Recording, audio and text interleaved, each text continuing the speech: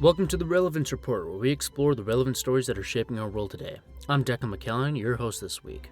On today's show, Justin Trudeau's resignation, with all the risks and the evolving issues, why resign now? Tariffs are expected, what's Danielle Smith's plan to fight back for Alberta? Speaking of Danielle Smith, she's been in Mar-a-Lago negotiating with President Trump. Up in the Northwest Territories, an Indigenous community is worried about the resurgence of crack cocaine. Then, are the Oilers only having problems between the pipes, or is goaltending just one small problem that's part of a larger issue? And the Toronto Scepters are facing off against the Ottawa Charge in Rogers Place. Is Edmonton looking for their own team, and are they ready to support it? The announcement of Prime Minister Justin Trudeau's resignation has sent shockwaves throughout the nation. There are a lot of things that are uncertain. The return of Donald Trump as United States President, the impending tariff threats made by President Trump, and the shortness of the Liberals' leadership race. Billy Epp will share his opinion and discuss the reason for and the potential impact of the announcement of Prime Minister Justin Trudeau's resignation. Justin Trudeau shocked the nation when, after much speculation, announced his decision to prorogue Parliament and resign as Liberal Party leader and Prime Minister on January 6, 2025, but will stay on until a successor will be chosen in late March. Calls for his resignation have sounded when the Liberals lost traditional by-election seats in Toronto and Montreal in mid to late 2024, alongside the resignations of several members of Trudeau's cabinet, among them Deputy Prime Minister and Finance Minister Chrystia Freeland on December 16th. Trudeau's announcement comes when the U.S. President Donald Trump has been sworn in as president and potentially implement his tariff plans towards Canada. Canada's plan to respond is ongoing as of the recording of this episode, but this does leave Trudeau in a tight spot. His public announcement of his resignation may create an opportunity for the president to undermine the Prime Minister's authority. Seeing as how the Prime Minister is operating on limited time, it is a perfect opportunity for Trump to escalate his taunt and bully tactics. Trudeau's announcement also puts the Liberals in a difficult predicament. Due to low approval ratings, coupled with the shortness of the leadership race, the Liberals will have very little time to change the minds of voters for the 2025 election. By the time Parliament will be unsuspended, the newly sworn-in Prime Minister will likely have to contend with the other political parties' intent to push through a no-confidence vote, thus forcing an election to happen. This begs the question, with all this risk, why did Trudeau resign now? Part of the answer does have to do with the fact that Trudeau believed that he is the best candidate to carry the Liberals into the next election. But with internal fighting inside his party, that belief was a mistake on his part. Another part is that Trudeau, due to proroguing Parliament, doesn't have to face another no-confidence vote after surviving one in December of 2024. But I believe Trudeau resigned because of two reasons: to give the Liberals their best shot at winning as many seats as possible, and to give Trump's tariff threats his undivided attention. It is certain in my mind that the Liberals are going to lose the upcoming election. Liberals are trailing behind the Conservatives in the polls, and due to the word Liberal being associated with Trudeau, voters will likely vote Conservative as a protest vote. The only thing the Liberals can do now is damage control. The best case scenario in my mind is the new Prime Minister will win his or her seat, but lose the election. However, stay on as interim party leader to help the Liberals get themselves ready to win the next election. And then a new party leader will be chosen. As for the tariffs, Trudeau cannot afford to have any political distractions if the threat will be carried out. Trudeau will need to coordinate closely with the premiers to make sure Canadians aren't affected negatively, and there is a window of opportunity to take. In the United States, it is generally accepted that since President Franklin Roosevelt, the first 100 days are the most important. From January 20th, Inauguration Day, to March 20th, that is roughly 60 days. Since Trudeau will be Prime Minister until late March, he will cut into Trump's 100 days by roughly more than half. And it helps that Trudeau has experience working with Trump during his first term as president. But this is assuming the hypothetical best-case scenario will play out. And Trudeau is probably betting that his handling of the first phase of the U.S.-Canadian trade war will help his legacy. Thank you for listening. See you next time. The looming threat of U.S. tariffs on Canadian exports has raised alarms across the country, prompting Prime Minister Trudeau and other premiers to look at retaliation efforts to protect Canadians. But Alberta's Premier Danielle Smith believes this challenge may present an opportunity. Caitlin McCready will discuss Smith's strategy to counter the tariffs President Trump plans to implement during his second term. On the day of the 47th presidential inauguration, Premier Danielle Smith expressed optimism about Alberta and Canada's trade relationship with the United States. She sees this new political landscape as an opportunity to demonstrate the benefits of trading with Canada and ultimately with Alberta. However, on his first day in office, President Trump made it clear that the tariffs he plans to implement could move forward as soon as February 1st.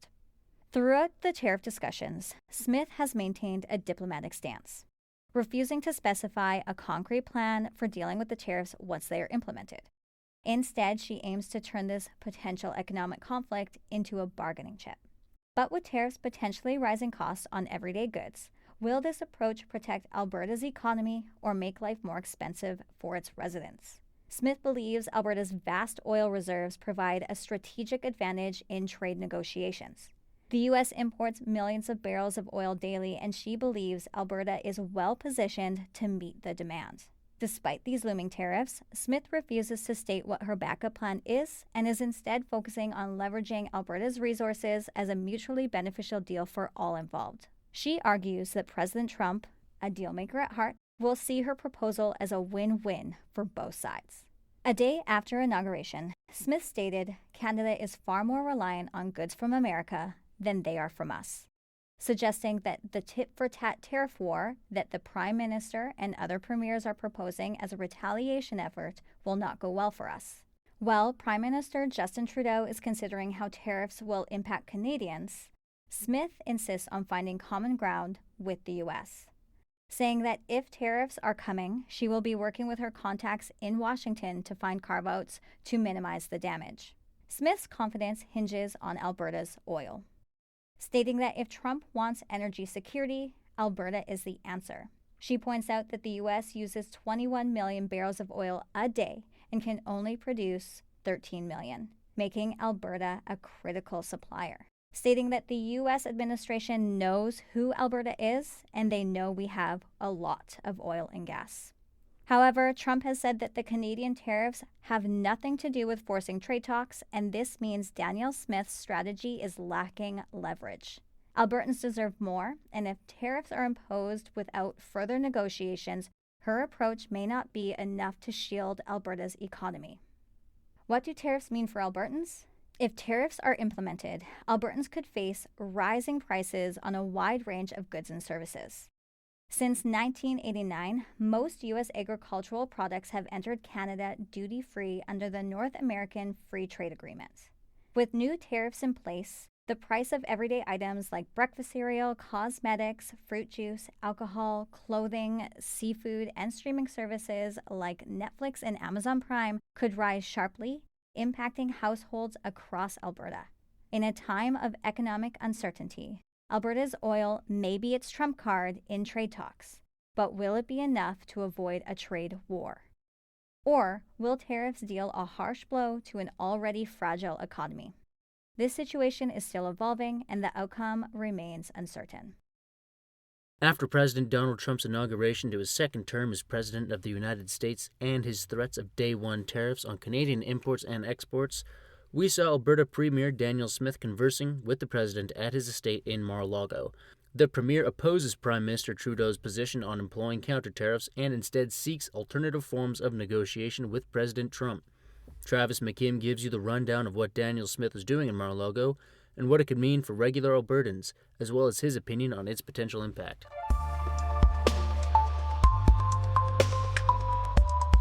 On January 12, 2025, Alberta Premier Danielle Smith was pictured alongside Kevin O'Leary, Jordan Peterson, and President Donald Trump at the President's Mar-a-Lago estate. She was there advocating for stronger energy relations between the U.S. and Canada. She was also trying to stave off the President's threats of 25% tariffs on Canadian imports and exports, and his threats of possibly annexing Canada into the 51st state through economic force. Political tensions between the U.S. and Canada are high, and the future is uncertain. That being said, this has raised pretty significant debate around what is best for Canada's future. During his inauguration ceremony, President Trump says he plans to expand U.S. domestic oil production, or in his words, drill baby drill. And it seems Premier Smith is hoping to use this as an opportunity to gain movement on Alberta pipelines, saying, quote, "Pipeline companies are dusting off their proposals, and I think there's a few interesting ones that could be moved very, very quickly." Smith seems to want to move the U.S. away from oil production domestically, and instead have pipelines between Canada and the U.S. supply the U.S. oil until it has the capacity to produce its own oil domestically. While this is an act of diplomatic trade negotiation, It has stirred debate within Canada as Prime Minister Justin Trudeau has staunchly opposed the U.S. tariffs, promising to put tariffs of his own out in retaliation, creating an almost trade war with our closest and largest trading partner. This is at a time when the Canadian economy is in a severe dip and environmental consequences are front of mind for many people in regard to oil and gas. President Trump claims that the trade imbalance between the U.S. and Canada is unfair to U.S. workers and plans to use the tariffs to essentially even out this imbalance. In the opinion of this writer, having two countries whose economies are so closely connected, it will be extremely difficult to reconcile those balances. Tariffs are an economic form of leverage in these situations, but the ones who end up paying the price are often the consumers. In the case of oil and gas, the environment also takes a heavy toll. While a trade war is not beneficial for anybody, we must ensure that Canadian interests come first. Premier Smith's actions put Canada in a tight spot between bolstering short-term economic and political gains and not letting threats of annexation and tariffs force us into damaging our economic future through environmental ruin. Residents in Fort Resolution, a community in the Northwest Territories with a predominantly Indigenous population, are frustrated about the prevalence and use of crack cocaine in their community. Many concerned residents say they have noticed a steady increase in violent crimes and theft, as well as drug-related overdoses and death. This has many residents feeling worried about their loved ones, and they want something done to stop the deadly drugs from entering their community. Here's Curtis Mandeville with more. Fort Resolution is a community of about 500 residents. It is located on the southeastern shore of the Great Slave Lake. Most residents are of Indigenous Dene First Nations and Métis descent. The community is the oldest settlement in the Northwest Territories. It was once a territorial hub and major point of entry for early traders and explorers. It had a regional hospital and one of the first Indian residential schools. However, in recent years, a growing trend has engulfed the small community, a significant rise in the use of crack cocaine.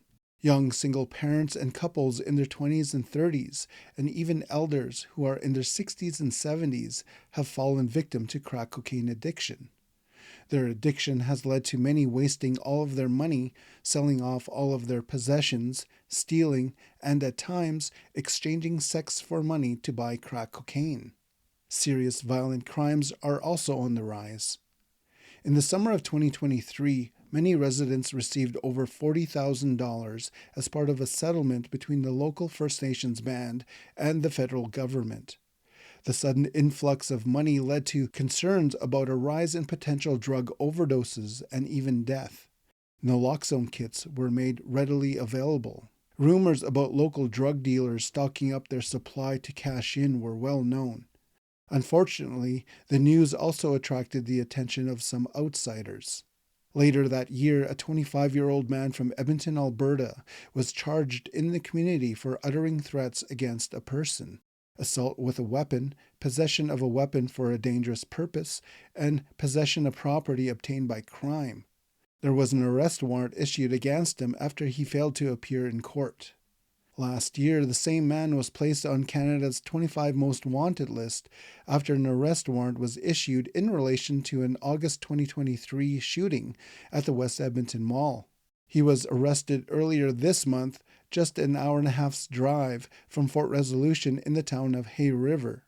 The town of Hay River is facing the same drug-related issues and appears to be a major hub for the northern drug importation in the north.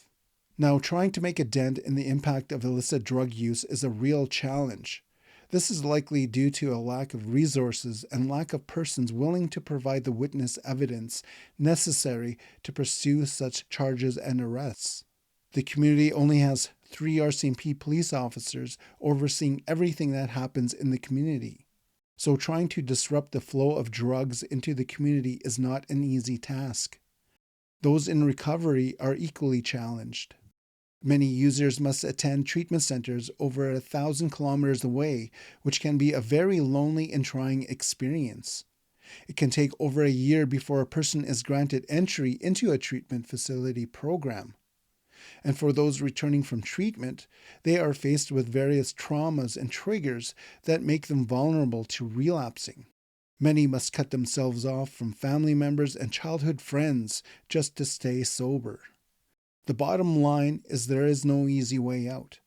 Everyone needs to chip in, from the grassroots level right to the top of government.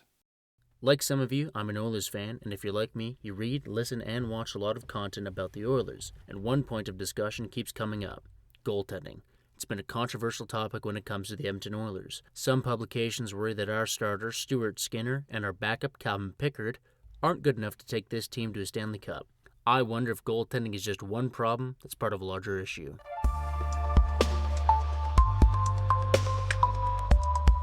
If we look at the last handful of games played by the Oilers, we can see one problem: goal differentials. From January 9th to January 30th, games against Pittsburgh, Chicago, Colorado, Vancouver, and Detroit, the Oilers find themselves down 2 to 3 goals by the end of the first period. In the Pittsburgh game, they actually go down 4 goals in the first, which is a horrible way to start your game. Some people blame this on goaltending, which is a fair criticism. As someone who has watched all of these games, I will admit some of those goals would have been kept out with more consistent goaltending from Skinner and Pickard. But it's not all their fault. The larger problem is the team's decision-making skills. Take players like Josh Brown, for example. He got into an altercation with an opposing player during a game against the Minnesota Wild, which ended up with him punching the other player in the back of the head, which put the Oilers on the penalty kill. Undisciplined penalties and play like this are what sinks the Oilers. This affects goalies as well. Goalies might have less confidence in the defense in front of them, and an undisciplined mentality would trickle down to the goalies and cause them to make stupid mistakes. The Oilers do not lack goal-scoring ability. They have Leon Draisaitl, Zach Hyman, and of course Connor McDavid. But when playing teams like the Vegas Knights, who have more consistent defensive play, players like McDavid and Draisaitl get wrapped up and can't dig their team out of the hole they dug for themselves. An interesting part of a team's stats are their plus-minus, which is just a stat that calculates an average of how many goals for and against a player is on the ice for. Statistic of 10 in this category is considered pretty good. Players like McDavid have a stat of 14, and Hyman has 15. This stat, however, could be inflated due to the amount of points each player scores. McDavid has 67 and Hyman has 31. The highest plus-minus for the Oilers is from Draisaitl at a staggering 26 as of January 28th, with 77 points, while the Oilers' lowest is a disappointing -10 with only 10 points from Kasperi Kapanen. What this indicates to me is that McDavid's plus-minus indicates he scores a whole bunch, but is also on the ice for a lot of goals against because of his incredible goal-scoring ability, hiding mistakes his line makes in the process of making those goals happen. This to me is proof of the Oilers' top lines making major mistakes which result in more shots on net earlier in a game than the goalies can handle before they've warmed back up. So what's the solution? The Oilers need to find a balance of players that will help McDavid score ridiculously high points and players on his line that can make and fix mistakes made during McDavid's high-risk, high-reward playstyle. During the January 23rd game against the Vancouver Canucks, they showed much more restraint and intelligent decision-making. One major example being when, during the third period, after the Oilers got called for a penalty, Corey Perry baited Canucks player Blueger into dropping his gloves while Perry kept his on, which evened out the penalties and prevented the Canucks from going on the man advantage. This is a fantastic thing to see from one of Edmonton's more experienced players and from one that regularly is in the mix drawing penalties. It's nice seeing Corey Perry make smart choices to keep his team in the game and set an example for the other players. Can the Oilers keep it up and continue to make smart decisions all the way to the Stanley Cup? No matter what, the Oilers have some of the best players in the league, which always makes their games fun to watch. So tune in, watch some good hockey, and see if they can learn from their mistakes on the way to the Stanley Cup. Is Edmonton ready to support its own PWHL team?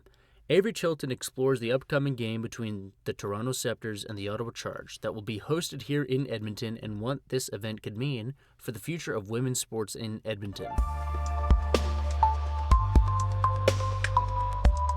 An undeniable truth is that Edmonton's one true love is hockey. From the Oilers' pivotal history to the vibrant minor leagues in town, the sport has been deeply embedded in our city's culture. On February 16, 2025, Rogers Place will host a game that could redefine Edmonton's hockey landscape, the Professional Women's Hockey League Takeover Tour, featuring the Toronto Scepters and the Ottawa Charge. This isn't just another hockey game, it's a statement. The PWHL's decision to include Edmonton as the fifth stop in its 9-city tour highlights the city's significance in the hockey world. Tickets went on sale in November and the anticipation was palpable, selling out the over 18,000-seat arena swiftly, leaving the only tickets left being resale. But beyond the excitement lies a deeper question. Is Edmonton ready to embrace a women's professional hockey team permanently?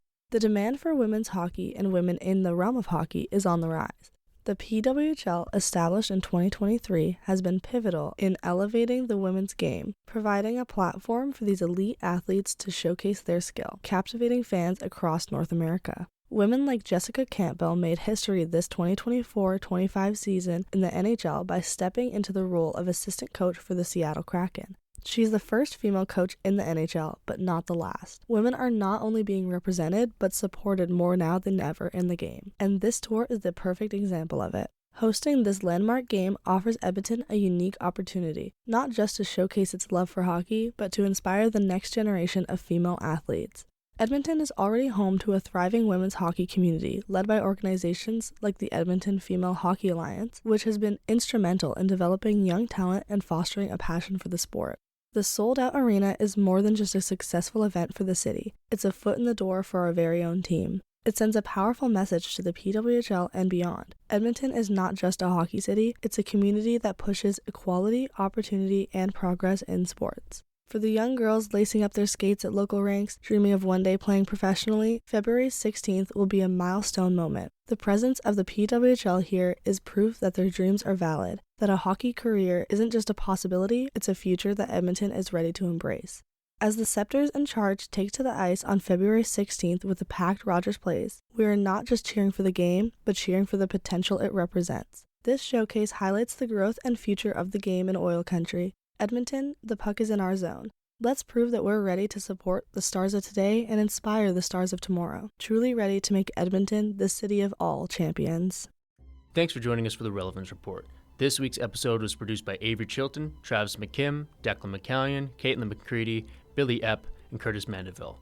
The show is edited by Travis McKim. The show's supervising producer is Sheena Roster, and additional studio supervision by Sasha Stanovich. This episode was produced as part of the BCSC 206 Introduction to Audio and Video course in the winter 2025 semester. The course is part of the Bachelor of Communication Studies program in the Department of Communication at MacEwan University. The show is edited and produced out of the MacEwan Media Production Studio. Our theme music is called Buzzing by Kaylee Lambert. Additional music used by Ovana on Pixabay. Logo design for this podcast is by Sasha Stanovich.